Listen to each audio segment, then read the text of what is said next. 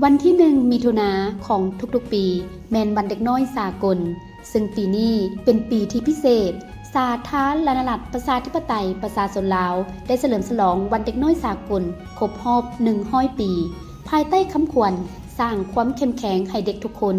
สิทธิเท่าเทียมกันอนาคตที่ปลอดภัยซึ่งบ่เพียงแต่เป็นการเฉลิมฉลองเท่านั้นแต่ยังเป็นการเตือนใจทุกคนในสังคมถึงความรับผิดชอบร่วมกันในการปกป้องดูแลเบิ่งแยงและส่งเสริมลูกหลานของพวกเฮาวันเด็กน้อยสากลแม่นวันที่มีความหมายสำคัญยิ่งเพราะเป็นการยืนยันว่าเด็กน้อยแม่นอนาคตและความหวังของชาติ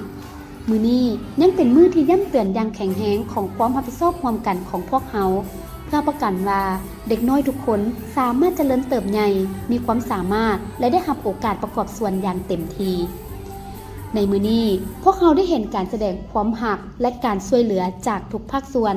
เริ่มต้นจากครอบครัวพ่อแม่หรือผู้ปกครองได้ให้เวลาอันที่สุดแสนพิเศษแก่ลูกๆหลานๆในวันเด็กน้อยเช่นได้มีเวลาอยู่ร่วมกันอย่างเต็มที่ไปเที่ยวให้ของขวัญและที่สำคัญที่สุดแม้ได้รับฟังเสียงของเด็กอย่างตั้งใจหลายครอบครัวได้ใช้วันนี้เป็นโอกาสสัญญากับลูกว่าจะหักเบิ่งแยงปกป้องและสร้างโอกาสที่ดีที่สุดให้กับลูกๆของตนเองและที่น่าประทับใจกว่านั้น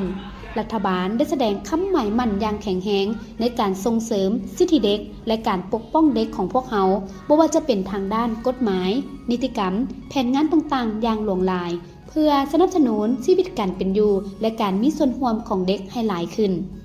ท่านผู้ชมที่เคารพวันเด็กน้อยสากลบ่แม่นเพียงแต่วันเดียวเท่านั้นแต่แม่นทุกๆวันของพวกเขาในการรักษาคำสัญญาของพวกเขาเพื่อให้ทุกๆวันของเด็กได้รับการดูแลเบิ่งแยงการเข้าถึงการศึกษาสุขาภิบาลการบริการสุขภาพและการปกป้องซึ่งสิ่งเหล่านี้จะเป็นพื้นฐานสำคัญที่กำหนดอนาคตของประเทศลาวพวกเขาในวันข้างหน้าในซุ้มปีที่ผ่านมารัฐบาลลาวก็ได้ร่วมมือกับองค์การสากลโดยเฉพาะองค์การสหประชาชาติกองทุนสำหรับเด็กหรือองค์การยูนิเซฟประจำลาวได้ให้การช่วยเหลือเด็กน้อยลาวอย่างเต็มที่และเต็มกำลังซุ่มใส่การส่งเสริมสิทธิเด็กและการมีส่วนร่วมของเด็กในการตัดสินอนาคตของเขาเจ้าบ่ว่าจะเป็นด้านสุขภาพโภชนาการการศึกษาการปกป้องและปัญหาต่างๆที่กีดขวางการพัฒนาเด็กท่านบิลาออรังเซฟดูรานีผู้ตั้งหน้าองค์การยูนิเซฟประจำลาวได้เว้าถึงสิ่งที่ให้วันเด็กน้อยสากลปี 2025 มีความหมายที่พิเศษสำหรับสปป.ลาวว่า International Children's Day is such a beautiful event to celebrate children. There's so much to be proud of. UNICEF is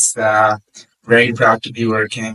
very closely with the government of PDR to celebrate children, to make sure that every child is healthy, well-nourished, learning and safe.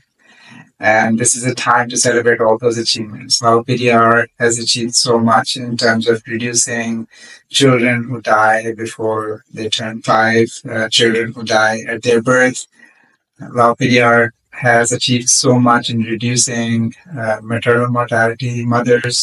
die. So there's a lot to be proud of and to celebrate, but also looking forward and seeing what else can we do together. And the International Children's Day is a good reminder for us to reflect on all these. บรรดาท่านที่เคารพเวลาใดรัฐบาลลาวและองค์การยูนิเซฟก็ได้เอาใจใส่ในการปกป้องและส่งเสริมเด็กโดยบ่ปาดถิ่มเด็กคนใดไว้ข้างหลังบ่ว่าจะอยู่ในตัวเมืองหรือชนบทห่างไกลซอกหลีกก็ตามดังนั้นในโอกาสวันเด็กน้อยสากลนี้ขอให้พวกเขาร่วมกันยืนยันคำขวัญที่ว่า